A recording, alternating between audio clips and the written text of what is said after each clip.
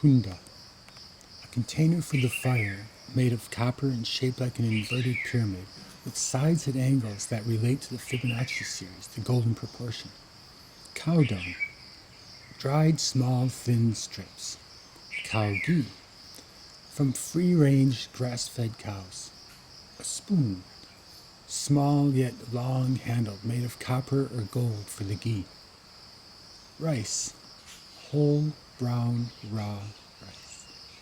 Matches, long simple wooden matches. And camphor, pure natural crystals of camphor. For the average person, the sight of this materials list would make little sense at all. But for many Vedic scientists and spiritually tuned in folks, regardless of their religion, who want to purify and empower their homes, their temples, their communities, and for millions of farmers around the world who want to increase the quantity and quality of their yields and empower their soil and ecosystems while decreasing pests and mishaps of all sorts, this list makes more than total and perfect sense. Have you ever noticed how certain beings like dandelions and dogs and moringa and chamomile and sparrows not only seem to like the presence, quote-unquote presence of humans, but they also thrive in this presence? And on the other hand, there's no end of flora and fauna like pine martens and pileated woodpeckers and Himalayan orchids that really do not like humans and even die in the quote-unquote presence of humans, in the subtle vibe or the psychic terrain of the human. For years I thought or assumed that plants grow only in the terrain of the physical soil in which they are rooted. And of course this is partially true.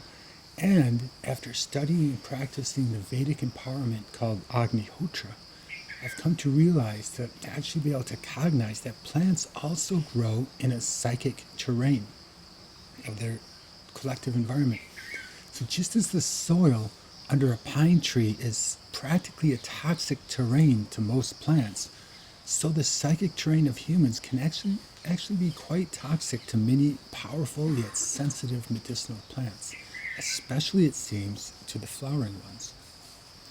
The Western mind tends to be incorrigibly dedicated to the assumption that mass is first and foremost, and that phenomena which is previous to mass and that we do not have the equipment or metrics to measure simply do not exist. So though the whole realm of the underlying energetics of our beautiful planet and cosmos has been unseen by the Western mind, it has been seen, known, measured, and aligned to by the minds of the Vedic rishis for tens of thousands of years. And one of the ways that the Vedic masters use to help neutralize the human psychic field, optimize nature's true power, and totally infuse the ecosystem with the deep life-giving power of the sun, is with a very deeply profound scientific technique called Agnihotra. Agni is considered the Lord of Fire, which means that Agni is the name of the divine cosmic principle of fire. In other words, Agni is the fundamental principle of all transformation, digestion, discrimination, and all reduction into essence. Hotra is an offering to and via Agni for the purpose of holding space for the exquisite sacredness of all things and the preciousness for when all is in harmony with all. Agnihotra is the process of accomplishing a hotra. Two types: Nitya Agnihotra, which is a continuous hotra which never ends, of course, also a cosmic principle, and Kamya Agnihotra, that transient or distinct hotra accomplished out of the yearning that all be beautiful.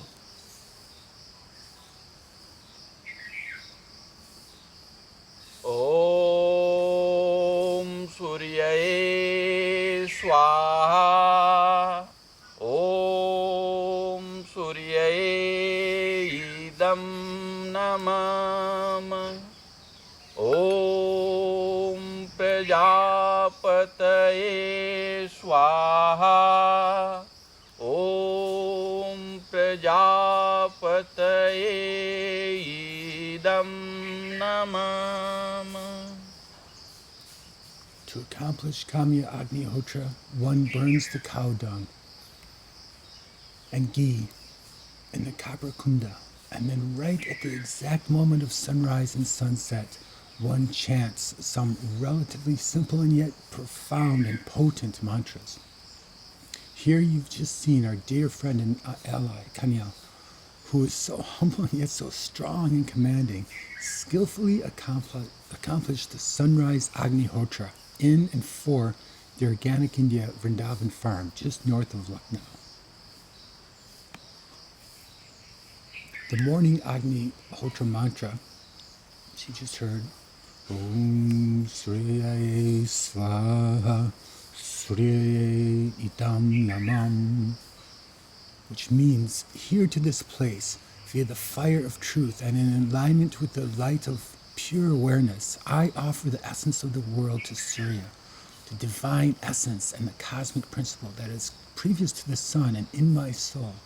This essence belongs not to me, but to that. Then he goes on to chant, Om Prajaapataye Swaaha, Prajaapataye idam namam, which means here to this place, via the fire of truth and in alignment with the light of pure awareness, I offer the essence of the world to Prajapati, the Lord of all creation, and the cosmic principle of the protection of life itself. This essence belongs not to me, but to that.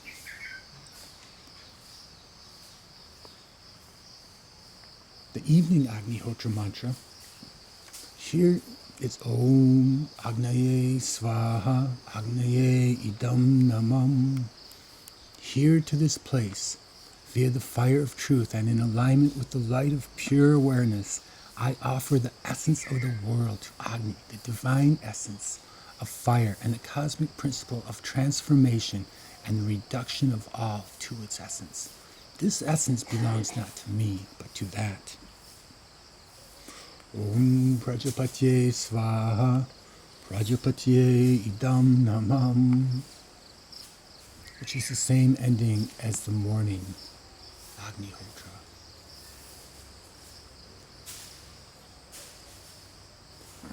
In that fraction of a moment in timelessness, as the person's consciousness draws to its source, the person's consciousness can morph their consciousness and identification into and as Surya, into as Prajapati and Agni, and in that see beauty and perfection, and in that sight morph the quality of physical reality to the extent of their innate spiritual power.